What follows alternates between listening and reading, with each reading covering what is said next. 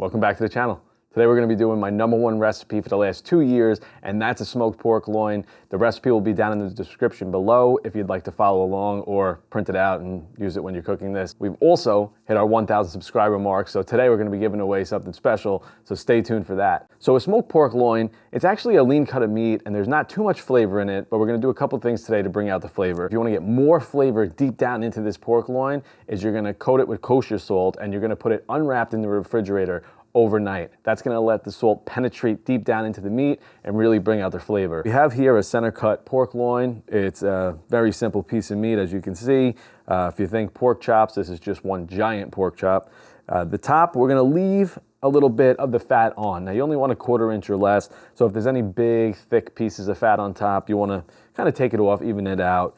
So what we're going to do today, if you follow the link to my recipe that's down below, I don't actually do this step inside that recipe. It's not mandatory, but we'll do it today just to add a little bit of flavor and make the presentation a little bit nicer. So what we're going to do is we have this nice solid piece of pork and we're just going to put a crosshatch into it, and that's going to allow us to cut through some of that silver skin that's on top that stops the smoke and the flavor from penetrating through, and that's going to allow it to open up and let us get more flavor and more smoke deep down into this pork loin. So what we're going to do is we're just going to do it on a crosshatch. So we're going to go in this direction, we're going to spin it around, and then we're going to go this direction. So it's actually very, very simple.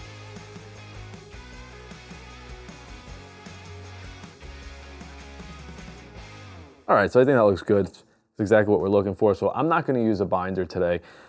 You can use a binder sometimes, you know, depending on the dryness of the meat. If I've let it brine overnight, it'll be a little drier, so I would use a binder. But this rub that I have works really well at binding to meat, and it's pretty wet, so I'm not going to go that route. But again, if you want to, you can use your favorite binders. People use mustard. I actually like to use mayo on my meat. I feel like it works really well, keeps it moist throughout the cook.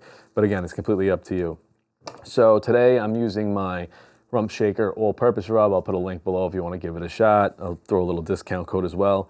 So we're just going to coat this very, very heavily. Now, I'm a big flavor guy. I like as much flavor as possible, but this is a thick piece of meat, and when you have these pork chops cut down after, you're going to have, you know, a lot of meat and just a little bit of flavor on the outside. So I like to put as much as possible to make that bite really flavorful. So you're just going to go back and forth, again, very heavily. So you can use any rub that you like. If you have your favorite pork rub, throw it on there. Any other rub, try to use it, see how you like it. This is my rub, so I'm going to be using this today. I'll also put a link in the description below to a recipe for a pork rub that people really love, so I'll put that there as well. Feel free to try that out.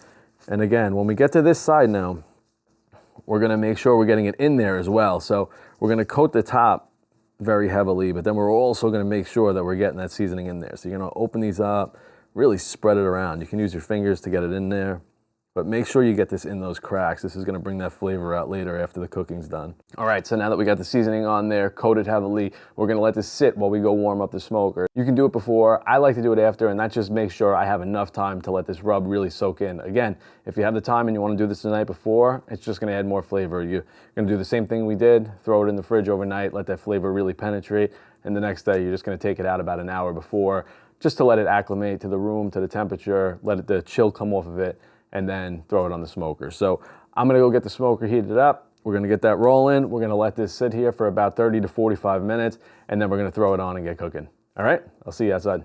All right, so we got the Kamado Joe running at 250 degrees right now. If you're using a pellet smoker or an offset, 225 works. I feel like I get a better smoke profile going a little hotter on a Kamado Joe, but anywhere between 225 and 275 is gonna still give you amazing smoke flavor and let it cook slowly. So anywhere in that range is fine, but again, 225 is usually the target temp when we're smoking a pork loin. All right, so what we're gonna do is we're gonna let this run probably about 2 hours, sometimes longer, sometimes less, depending on the size of the meat. So it's not to time, we're doing it to temp. So we're aiming for a finish temp about 145 degrees. So what we're gonna do is we're gonna take it off around 140 to 142, and we're gonna let it carry over to about 145 degrees. Then we're gonna take it off, we're gonna let it sit for about 20 minutes, and then we're gonna get slicing. All right, so I'm gonna get this on. You can see, I don't know if you can see in the video, but this is just absolutely juicy now. The seasoning has really adhered to the meat. We're gonna put this right on and get smoking. All right, so that's it. What we're gonna do now is we're gonna just let this sit. We're not gonna do anything. It's a simple cook. We're gonna let this run for about an hour and a half. We'll check the temps, we'll see where we're at, and then we'll continue to cook this up until, again, to that 140 to 142 range. And while we're waiting for this to cook, now's the perfect time to announce the giveaway. So I just wanna thank you so much. We've hit 1,000 subscribers on this channel relatively quickly, a lot quicker than I was expecting. So I figure why not give a little giveaway to say thank you. So what we're gonna be giving away today is a Meter Plus. It's a Bluetooth leave-in thermometer. You put it inside your meat and you set the app on your phone and it's gonna tell you exactly where it is the entire time. So you don't have to keep checking on it, don't have to keep checking the temp. You can just sit inside, hang out, do what you have to do, and then you'll know exactly when it's done. It'll set an alarm, you can pick your meat, you can pick your temp.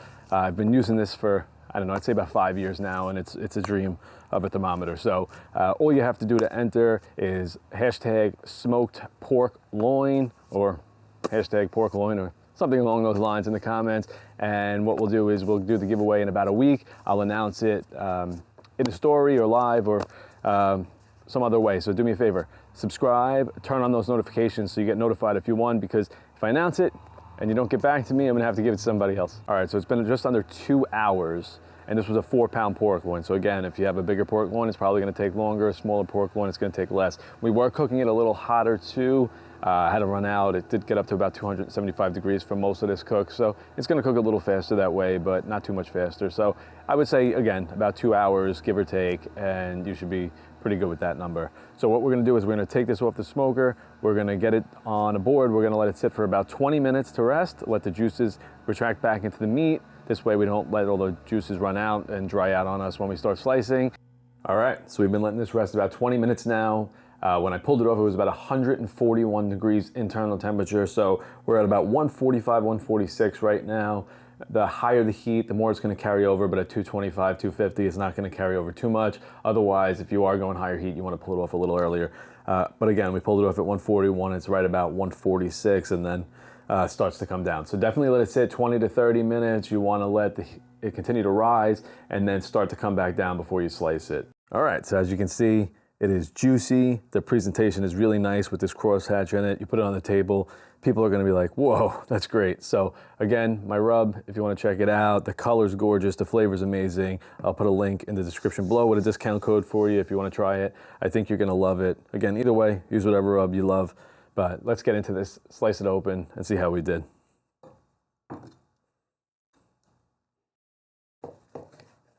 Oof. Yeah, so as you can see, this is juicy. We'll do a couple more slices. So I usually like to go about a 1/2 inch thick, 1/2 inch to 1 inch thick, depending on how many people you have, how big your roast is.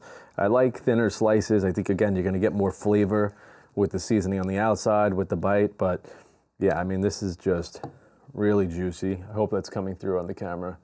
But as you can see, it's just really, really juicy. You can see that juice just kind of dripping right off of it. I hope you can see that. So this is ridiculously juicy. People are gonna love this. And again, you get about that thickness on the slice. You're gonna be able to get a nice amount of the seasoning on the end, a nice amount of that smoke flavor in there. Let's slice it up and see how we did.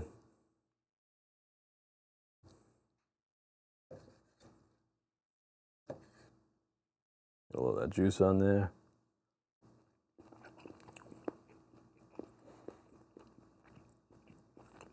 That's really, really good. I think you're really gonna blow you guys away with this. Again, it's an affordable piece of meat. You get a ton of meat from it. The flavor's good. It's really just a great all-around roast, and I definitely think if you make it, put it on that table, people are gonna be excited about it. All right, so that's it, let's recap. So what we did was we trimmed off any extra fat off the top. We cross-hatched it, which allows us to get the seasoning and the smoke into the meat a little further. Again, my Rump Shaker Rub, if you wanna check it out, I'll put a link down below. I definitely recommend it. It's gonna make this thing really over the top. So then what we did, we set the smoker on 225 degrees. Again, the Kamado, I like going 250, 275, just because I think it gets a cleaner smoke, but 225 on an offset or a pellet grill or any other type of smoker is definitely gonna be great. We're gonna run it to about 140 to 142 degrees, take it off, let it carry over cook to about 145, let it rest for 20 to 30 minutes so those juices can contract back into the meat, and then slice it up and serve. So that's it. I think it's a great dish. It's affordable. It's extremely affordable. I think I actually purchased this from Costco. It was double the size of what I actually had in here, and I think I paid about 23 bucks for it. So it's extremely affordable. It has a great presentation, and if you put it on any table, people are gonna love it. All right, so thank you so much for checking in again. If you got any value out of this video, like always, please like and subscribe, turn on those notifications. And again, I'm giving away that Meter Plus, so comment down below, hashtag smoked pork loin. You'll be automatically entered and I'll announce the winner next week. Thank you so much and God bless.